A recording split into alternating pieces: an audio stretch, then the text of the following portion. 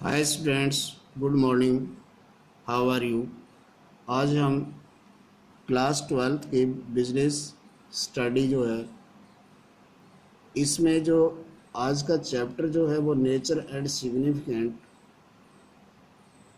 Significance of management, जिसमें पिछली topic में गाइस हमने बात डिस्कस किया था कि मैनेजमेंट को एज ए साइंस और एज ए आर्ट क्यों कहते हैं। आज जो हमारा डिस्कस होगा वो होगा मैनेजमेंट एज ए प्रोफेशंस, क्योंकि मैनेजमेंट को एज ए प्रोफेशंस के रूप में किस तरह से देखा जाता है इसके ऊपर आज डिस्कस करेंगे। तो देखिए गाइस, मैंने प्रोफेशंस जो होता है एक ऑक्यूपेशंस होता है जो कि बेस्ड होता है स्पेशलाइज्ड नॉलेज जो होती है और ट्रेनिंग के ऊपर। अब उसके रेस्ट्रिक्टेड एंट्री होती है, यानी कि हर एक को उसमें परमिशन नहीं मिलता। तो अगर इनके प्रोफेशंस के फीचर्स के ऊपर बात करें तो well defined body of knowledge होती है। इसे well defined of body knowledge क्यों कहते हैं? क्योंकि इसमें practice of systematic body of knowledge की ज़रूरत होती है जो प्रोफेशंस को वह बेनिफिट गेन करती है स्पेशलाइज्ड नॉलेज के लिए। इन केस ऑफ अगर मैनेजमेंट अगर हम देखते हैं तो ये भी इसमें भी सिस्टमेटिक बॉडी ऑफ नॉलेज है वो अवेलेबिलिटी पाई जाती है, और a large of number of books जो है वो अवेलेबल होती हैं मैनेजमेंट स्टडी के ऊपर। दूसरा, तो इस बेस पे हम ये क्या करते हैं, कह सकते हैं कि जो प्रेजेंटली जो ये फीचर प्रोफेशंस का है वो मैनेजमेंट में भी पाया जाता है। ठीक है बच्चों, आगे नेक्स्ट अगर हम देखें रेस्ट्रिक्टेड एंट्री के बेस के ऊपर, तो हमने देखा कि जो प्रोफेशन जो है वो रेस्ट्रिक्टेड थ्रू एन एग्जामिनेशंस और डिग्रीज, क्योंकि इसे अडॉप्ट करने के लिए हमें विभिन्न तरह के जो एग्ज़ाम और डिग्रीज है वो अचीव करनी पड़ती हैं। अगर एक पर्सन अगर प्रैक्टिस डॉक्टर की करना चाहता है तो वो केवल एमबीबीएस डिग्री उसके लिए होनी चाहिए। इसी तरह अगर लीगल रेस्ट्रिक्शंस है कि अगर देखते हैं तो no legal restriction appointed of managers पाई जाती है। Anyone can be became a manager respective of the education qualification, irrespective of educational qualifications के बेस के ऊपर भी वो क्या है कि मैनेजर बन सकता है भाई। But now the many companies prefer appoint the managers only MBA degree. लेकिन अब ये क्या है कि कुछ जो कंपनियां हैं, बड़ी बड़ी कंपनियां हैं, उनको उन्हीं को मैनेजर्स अपॉइंट करती हैं जिनके पास एमबीए की डिग्री होती है। इस प्रेजेंटली फीचर्स के बेस में प्रोफेशंस इज नॉट, इसमें जो हमारा है जो क्या है कि प्रोफेशंस के जो फीचर्स को देखते हैं is not presently in management. क्यों? क्योंकि ये क्या है कि जो इरिस्पेक्टिव जो क्वालिफिकेशंस होती है उन्हें भी क्या है कि मैनेजर मिलने का क्या है मौका मिल जाता है, तो इसलिए ये इसके अंदर नहीं पाया जाता है। ये करैक्टरिस्टिक्स जो है। दूसरा, प्रेजेंस ऑफ प्रोफेशंस एसोसिएशन जो है उसके ऊपर अगर फोकस करें, क्योंकि जो प्रोफेशंस में ये इसकी पाई जाती है। तो यहाँ पे अगर देखें तो इसमें for all the professions special associations are established and every profession has to get himself registered with his associations before the practising the profession. यानी कोई भी व्यक्ति जो है प्रोफेशंस अडॉप्ट करने से पहले यहाँ पे रजिस्ट्रेशंस कराते हैं। जैसे डॉक्टर हुआ, doctor gate A registrations with the medical council of India. Lawyers जो बनता है उसे बार एसोसिएशन ऑफ इंडिया के अंदर अपने आप को रजिस्टर्ड कराना पड़ता है। मैनेजमेंट की बेस पे देखें तो वेरियस जो मैनेजमेंट एसोसिएशन जो है वो सेटअप हुई है नेशनल और इंटरनेशनल लेवल के ऊपर।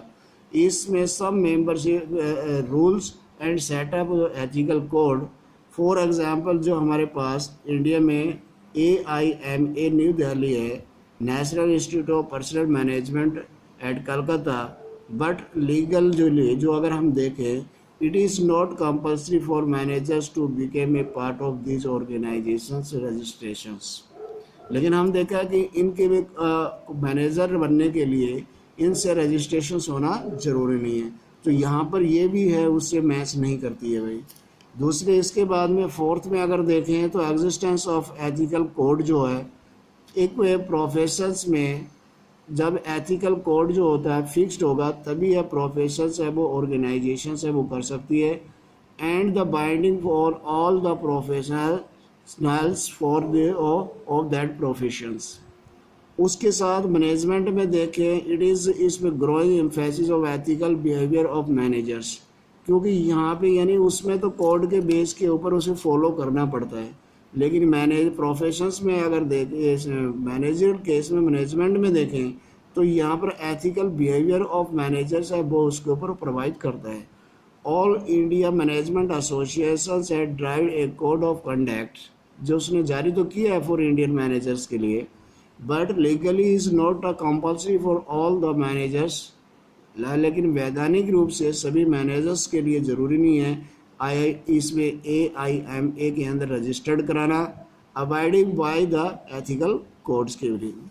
सो इसमें ये भी है, वो भी हमारे इसके ऊपर टैली नहीं होती है, इसके मैच नहीं करती है बच्चों। उसके साथ साथ आगे अगर हम देखें फिफ्थ में इसमें सर्विस मोटिव जो है वो क्या होती है, दोनों का बेस में कंपैरिजन करें तो the basic motive of every profession is to be serve to clients with dedications. Professions की यही एक पहचान है कि वहाँ पर क्लाइंट्स को क्या है कि सर्व किया जाएगा, सर्विस प्रोवाइड की जाएगी, उसमें किसमें निष्पक्ष भाव से, इसमें पूरे इरादा से उसको लुकआउट किया जाता है। जबकि इसमें basic purpose of management is to be achieve the management goal. यहाँ पे बेसिक जो एक मैनेजमेंट के जो गोल होते हैं उन्हें अचीव करना होता है। इसमें सर्व टू जो है मोटिव टू सर्विस जो है वो नहीं होता। For example for a business man organisation of goal can be इसमें प्रॉफिट मैक्सिमाइजेशंस। तो हम इस बेस पे भी हम कह सकते हैं feature of professions is not present but very shown it will be included, क्योंकि इससे जो प्रोफेशन से जो बेनिफिट होते हैं अगर इसको शामिल करेंगे तो उससे मिल सकते हैं। अगर हम इसको कंक्लूजन्स निकालें तो कंक्लूजन्स बेस पे हम ये कह सकते हैं कि इसमें जो फीचर ऑफ प्रोफेशन जो है हमारे पास with managements we can be conclude that presently all the feature of profession are not present in management। Currently तो ये सारे इसमें प्रोफेशंस के जो फीचर्स है वो इसमें नहीं पाए जाते हैं, लेकिन आगे जो है ये इसके अंदर कंसिडर होने की संभावना है, क्योंकि बड़ी बड़ी कंपनियां इनके जो करैक्टरिस्टिक्स है उनको फॉलो कर रही है और उसके पाथ के ऊपर मैनेजमेंट आगे बढ़ रही है प्रोफेशंस के ऊपर के बेस के ऊपर। तो आज ये गाइस इसके अंदर जाए, इसके अंदर अगला जो है वो है कि भी हमने देखा कि जो हमारी मैनेजमेंट है उसके क्या है कि क्लासिफाइड किया हुआ है बहुत से लेवल के ऊपर। तो इसमें यानी कि लेवल ऑफ मैनेजमेंट जो है वो आज इसके अंदर शुरुआत करते हैं। तो मैनेजर मेनली जो लेवल ऑफ मैनेजमेंट्स है वो किसके अंदर 3 तरह के पाए जाते हैं बच्चों। इसमें हमने देखा कि टॉप लेवल ऑफ मैनेजमेंट्स है वो आती है, मिडिल लेवल ऑफ मैनेजमेंट है वो हमने 11th में ही पढ़ा था, और सुपरवाइजरी लेवल ऑपरेशंस और लोअर लेवल ऑफ मैनेजमेंट के नाम से जाना जाता है। इसमें बच्चे यहाँ पर लेवल ऑफ मैनेजमेंट को बहुत ही इजली वे से क्या है कि दिखाया गया है। इसमें देखिए कि जो हमारे पास टॉप लेवल ऑफ मैनेजमेंट्स है उसमें हम किसको शामिल करते हैं, इसको थोड़ा याद रखना, क्योंकि ये आपके आगे तुम्हारे काम आएगा। इसमें तुम्हें कहा कि इसके ऊपर क्वेश्चन भी हो सकता है। तो इसमें टॉप लेवल में क्या है कि बोर्ड ऑफ डायरेक्टर जो कंपनी का वो आता है, चेयरमैन जो आता है, जनरल मैनेजर्स है उसे शामिल किया जाता है, प्रेसिडेंट और वाइस प्रेसिडेंट है उन्हें शामिल किया जाता है। उसके साथ साथ जो बच्चों क्या है कि चीफ एग्जीक्यूटिव ऑफिसर्स है उसे भी इसके अंदर टॉप लेवल में किया जाता है मैनेजमेंट में। साथ साथ जो चीफ फाइनेंशियल ऑफिसर्स है जिसे शॉर्टकट में CFO के नाम से जानते हैं, और चीफ ऑपरेटिंग ऑफिसर्स है उसे भी इसके अंदर जहाँ शामिल किया जाता है। नाउ द मिडल लेवल में रह गए, उससे नीचे का जो ग्रेड है जिसमें परचेज मैनेजर्स जो है, सेल्स मैनेजर है, मार्केटिंग मैनेजर्स है, और इसके साथ मार्केटिंग मैनेजर्स के साथ साथ एग्जीक्यूटिव ऑफिसर्स हैं, प्लांट सुपरिटेंडेंट जो है वो शामिल किए जाते हैं, डिविजनल जो हेड्स है वो उसमें आ जाते हैं, डिपार्टमेंट हेड वो मिडल मैनेजमेंट में आ जाते हैं। अब सुपरवाइजरी जो है लेवल ऑफ मैनेजमेंट जो होता है, जो जिनका सीधा संबंध क्या है वर्कर से होता है, जैसे सुपरवाइजर हो गया, सुपरिटेंडेंट हो गया, फोरमैन हो गया, इसमें सेक्शन ऑफिसर जो हो गया, क्लार्क जो है, सब डिपार्टमेंट एग्जीक्यूटिव आदि जो इस लेवल के ऊपर आ जाते हैं। तो बच्चों इसके अंदर बेस के ऊपर अगर हम टॉप लेवल ऑफ मैनेजमेंट के ऊपर बात करें तो इसकी मेन फंक्शंस ऑफ टेक, क्योंकि हमने ये तो जान लिया कि इसमें कौन कौन आते हैं, तो the main functions of top level of management है वो क्या है भाई। इसके अगर ऊपर फोकस करते हैं तो बच्चों ये देखने को मिलता है कि determine the objective of enterprises. इसमें क्योंकि ये जो टॉप लेवल है वही जो हमारा जो कंपनी है चाहे जो उद्यम है जिसको इंटरेस्ट फर्म जो है उसके ऑब्जेक्टिव को निर्धारित करने का जो है ऑब्जेक्ट निर्धारित करने का राइट्स होता है। ये पहले यानी कि ऑब्जेक्ट निर्धारित करते हैं और उसके बाद में the top level managers formulate the main objective of organisation के अंदर वो काम करते हैं। They form long term as well as short term objective, क्योंकि अगर सारे ही लॉन्ग टर्म करें तो प्रेजेंट में क्या करेंगे, तो इसलिए उनको क्लासिफाइड कर दिया जाता है। लॉन्ग टर्म जो ऑब्जेक्ट के साथ को पूरा करने के लिए हमें शॉर्ट टर्म ऑब्जेक्ट की ज़रूरत होती है। उसके बाद में इसमें framing of the plan and policies, यानी कि जो ऑब्जेक्टिव जो है जो बनाए जाते हैं उनके प्राप्त अचीव करने के लिए जो प्लान और जो पॉलिसी होती है वो टॉप लेवल जो मैनेजर्स है वही फ्रेम करते हैं, वही उसको तैयार करते हैं उन पॉलिसीज़ को जो ऑब्जेक्टिव को प्राप्त करने के लिए होती है।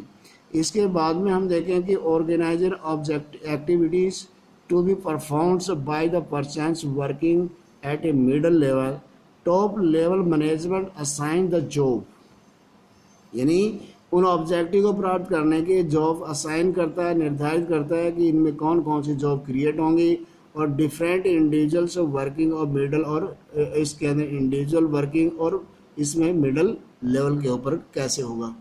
असेंबलिंग को करना of all sources such as finance, fix assets आदि का क्या है कि उसमें निर्धारित, क्योंकि देखिए वहाँ पर हमें जो फैक्टर है उनको क्या सेटअप किया जाएगा, पहले निर्धारित किया जाएगा, स्ट्रक्चर से वो तैयार किया जाएगा और ये काम भी टॉप लेयर का मैनेजमेंट है वो as by day by day जो एक्टिविटीज़ है रिक्वायर्ड जो है उनके हिसाब से अरेंज करता है।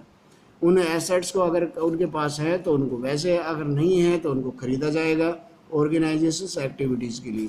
ये सभी रिस्पॉन्सिबिलिटी टॉप लेवल की होती है। उसके साथ साथ रिस्पॉन्सिबल फॉर द इसमें welfare and survival of organisations, क्योंकि वो जिम्मेवारी अपने ऊपर लेते हैं, क्योंकि इस प्लानिंग उनको बनानी है, ऑब्जेक्टिव उनको निर्धारित करना है, इसलिए जो फार्म अगर सर्वाइव करेगी और जो उनके जो वेलफेयर जो होगा उसके लिए वो खुद ही जिम्मेवार माने जाते हैं। उसके liaison with the outside world, अब ये क्या है कि जितना भी जो ऑब्जेक्ट जो पूरा करने के लिए ऑर्गेनाइजेशंस का उनको किसकी ज़रूरत होती है, लाइसेंस की ज़रूरत होती है, और वो लाइसेंस जो जनरेट करना, उनकी मीटिंग लेना गवर्नमेंट के साथ साथ दूसरे बाहर के आउटसाइडर के साथ, तो सारा काम कौन देखता है, टॉप लेवल देखता है। Top level management remains to इसमें contact with the government, competitor, suppliers, media आदि इसमें शामिल आ जाते हैं। तो देखिए ना भाई, इसमें गवर्नमेंट से हमें क्योंकि काफ़ी कुछ चीज़ें परमिशन लेनी पड़ती हैं, कुछ यानी कि टैक्सेशन से रिलेटेड मैटर होते हैं। कॉम्पिटिटर्स जो मार्केट में जो प्रोडक्ट हम तैयार करते हैं वो उससे सेम बनाता है, उसको भी हमने क्या है कि देखना होता है। सप्लायर्स जो होते हैं जिनसे हम माल लेके माल बनाते हैं। मीडिया जो है जो कि आगे काफ़ी रोल अदा करता है। Jobs of the top levels जो है कॉम्प्लेक्स है, जो होती है बहुत ही जटिल होती है, इतना आसान काम नहीं होता है और ये स्ट्रेसफुल होती है क्योंकि इनके ऊपर दबाव रहता है मेंटली, लॉन्ग और इन्हें कमिटमेंट फॉर ऑर्गेनाइजेशंस उनको काम करना पड़ता है क्योंकि उनका संस्था के प्रति क्या होता है, कमिटमेंट होता है। इसके साथ साथ क्या बच्चों हम देखते हैं इंटीग्रेटर इसमें diverse elements of the coordinations the activities of the different department according to the overall objectives. ये भी उन्हें यानी कि समन्वय जो बनाना पड़ता है डिफरेंट जैसे फॉर एग्जांपल एक कपड़े की इंडस्ट्री है तो उसके अंदर अलग अलग डिपार्टमेंट होगा, तो उनमें सभी में जो एलिमेंट्स पाए जाते हैं, डाइवर्स एलिमेंट पाए जाते हैं, इसमें इसके बेस के ऊपर भी हमें क्या है कि उनमें आपस में समन्वय का काम करना होता है, कोऑर्डिनेशन करना होता है और ये काम भी कौन करता है, मैनेजमेंट भी करती है। एनालिसिस बिजनेस इन्वायरमेंट का विश्लेषण करना कि बिजनेस इन्वायरमेंट कैसा है, उसके implications of the survival of the firms, ये भी काम इसी का होता है। इसके साथ साथ इसमें बच्चों अगर they are the responsible all the activities of the business and for its implement on society. ये सारी की सारी जो रिस्पॉन्सिबिलिटीज़ हैं एक्टिविटीज़ की, वो कौन रिस्पॉन्सिबल होता है? टॉप लेवल मैनेजमेंट होता है। The job of top level manager is a complex and stressful मानी जाती है इस वजह से, and demanding long hour and commitments to the organisations. ये इसकी मेन करेक्टरिस्टिक्स है। यानी कि एक तो इसकी क्या होता है, इसमें डिमांड लॉन्ग हॉर्स, यहाँ पर ज़्यादा टाइम देने की ज़रूरत होती है, और फर्म के प्रति वो क्या है कि वचनबद्ध बने जाते हैं। तो बेटे बाकी के नेक्स्ट जो है इसके हम कल नेक्स्ट वीडियो में करेंगे। मेरे को उम्मीद है कि आपको क्लियर हुआ होगा। Thanks, have a nice day.